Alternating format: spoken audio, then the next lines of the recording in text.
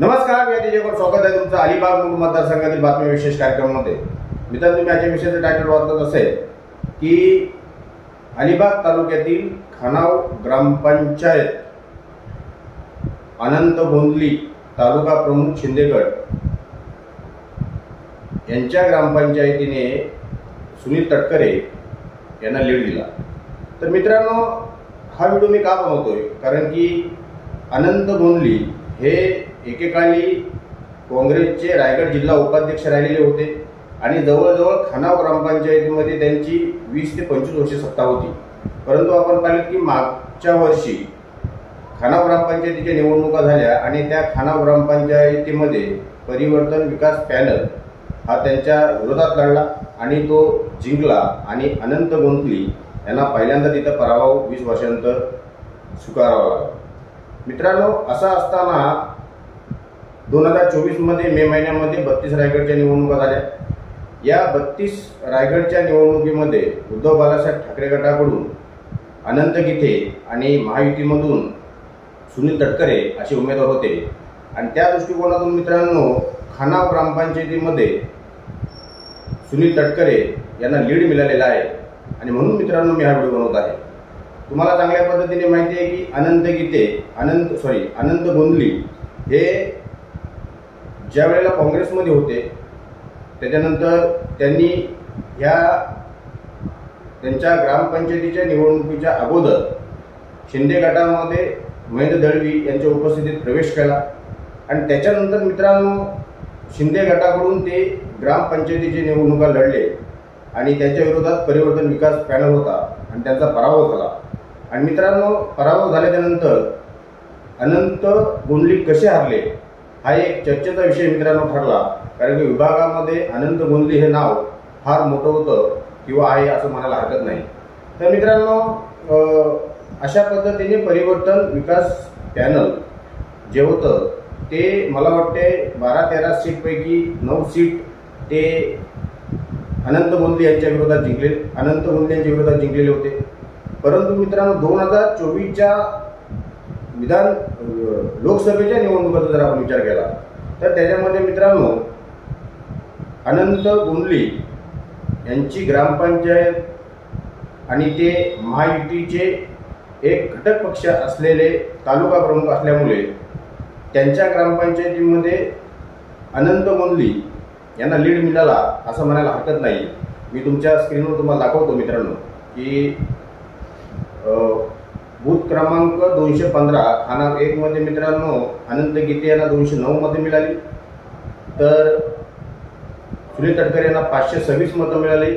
Total खानाव 1 मध्ये 317 मतांचा lead हा सुनील तटकरे यांना मिळाला।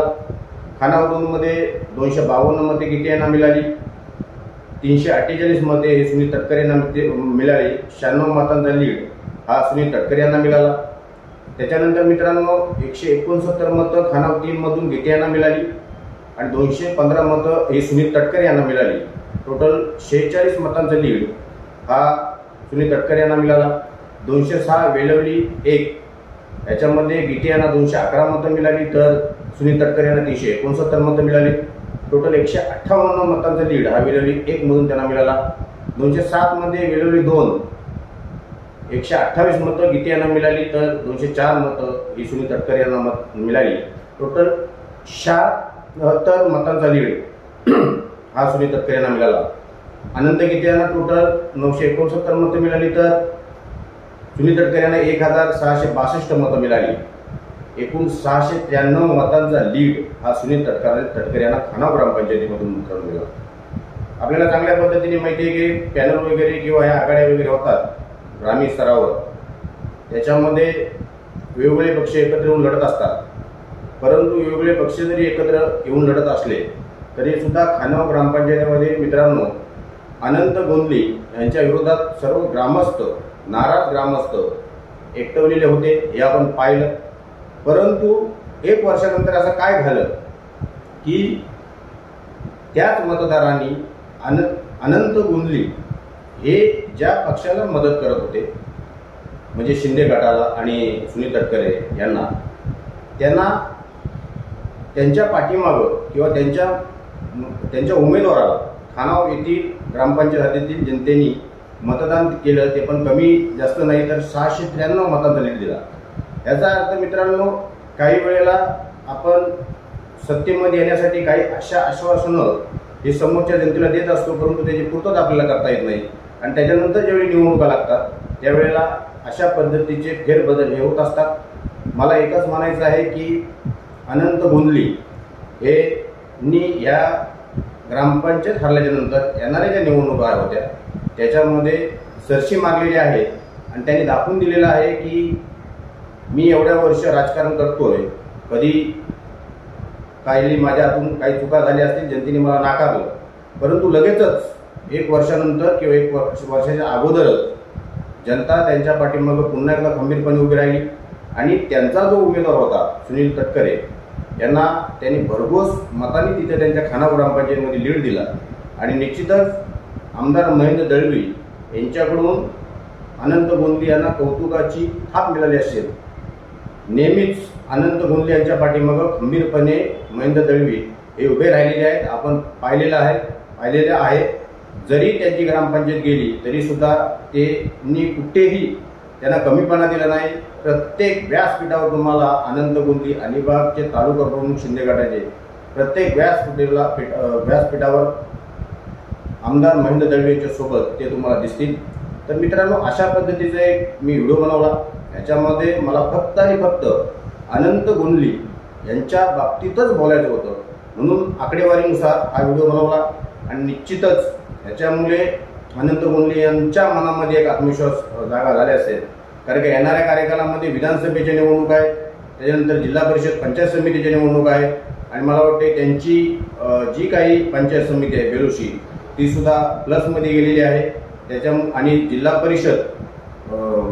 परिषद मतदारसंघ बेलुशी हा सुद्धा महायुतीला प्लसमध्ये गेलेला आहे।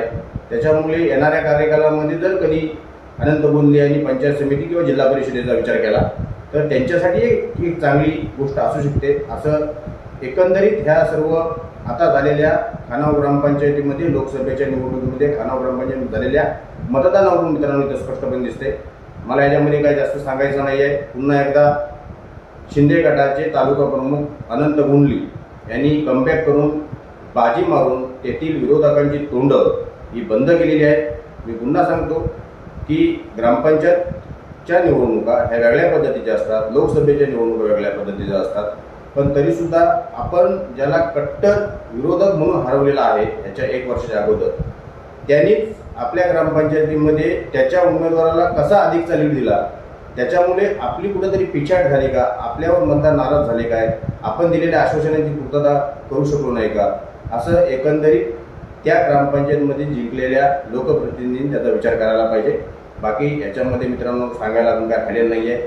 छोटासा व्हिडिओ बनवला, इथेच थांबतो। जर का मला लाईक करा, शेअर करा, सबस्क्राईब करा। धन्यवाद।